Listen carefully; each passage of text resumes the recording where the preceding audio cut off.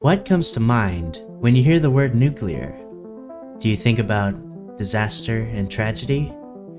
Do you experience fear or shy away from thoughts of life-ending war? Or do thoughts of the future fill you with hope? For me, it does. Both. Shino HI, Adams, and welcome to the Silo. We have an exciting thing to talk about today. Nuclear power plants live in the hearts and minds of many people. Whether you love or hate them, they are a viable and strong substitute for coal and oil power. A new kind of nuclear plant in China has just been called Meltdown proof. To see what kind of awesome development this is, let's look at how some plants work. In traditional plants, a process called fission is used to heat up water and create steam. Radioactive materials like uranium and plutonium are placed in the core and decay, reflecting and colliding with other atoms. Not you guys. The resulting chain reaction produces heat.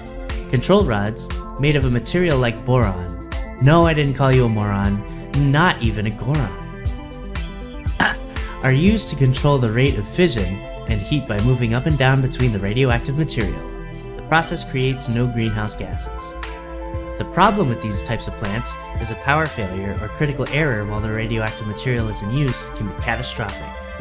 We've seen examples of this in situations like 3 Mile Island or Chernobyl. When a traditional nuclear plant is not allowed to cool itself, the fission reaction runs away and the core melts down. As the radioactive material isn't more than 90% pure for power plants, an explosion doesn't occur. Instead, the core gets so hot that everything melts together in a seeping mass of fuel, concrete, and steel. This is called corium, one of the most deadly substances known to man. The famous elephant's foot in Chernobyl is a large mass of corium. According to the Nautilus, standing next to it for 2 minutes would likely cause death in just 2 days. That would shake me to my core. But this is the legacy of the major failures of nuclear power. It's tragedies like this, though, that pave the way for innovation and improvement. The power plant in Shidao Bay is what's known as a pebble bed reactor, the first commercial size of its kind. Instead of large rods, tennis ball-sized nuclear chunks are deposited into a core chamber, fissioned to heat up water for steam, and then leave the chamber when spent.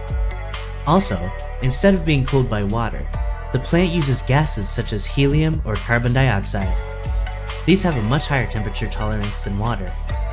This results in heat being carried away from the core materials in a more efficient manner, as well as creating less hazardous waste. The biggest advantage of pebble bed reactors, though, is the safety of not using complex water systems to cool the core in an emergency. It's designed to reach a maximum temperature and idle there until the heat can be passively dissipated away. In fact, this is what the Shidao plant did. They intentionally let the plant fail in a meltdown test by turning off all external power to the facility. The core successfully cooled down passively in about 36 hours. Damn, that was a lot of learning. It's completely worth it though, to feel safe and have faith in the future of nuclear energy. It's progress and learning like this that I hope can one day alleviate fears of the masses, so we can move away from fossil fuels. I know today's video was probably pretty simple, but we gotta start somewhere, and hopefully I blew your mind at least a little bit. Thank you for joining me here in the silo today. Really appreciate you, Adams. Shino, bye!